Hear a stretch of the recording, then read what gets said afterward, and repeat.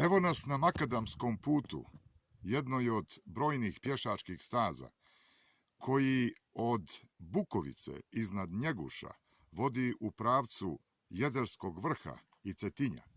Ovim putem se poslije nekoliko kilometara stiže do izvora Šanik, a zatim i do Katuna Trešnja. Dakle, evo ih ovdje dolje Njeguši, ovo je dio Njeguša gdje je Dugi Do, tu je i na početku crkva Svetog Nikole, a gore iznad vidi se put kojim se ide ka Katunu Vršanj. Evo kako izgleda ovaj kraj.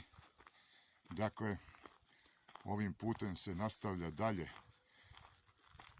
prema Jezerskom vrhu, to bi bilo ovamo desno, ili pravo prema Katunu Trešnja i dalje prema Cetinju.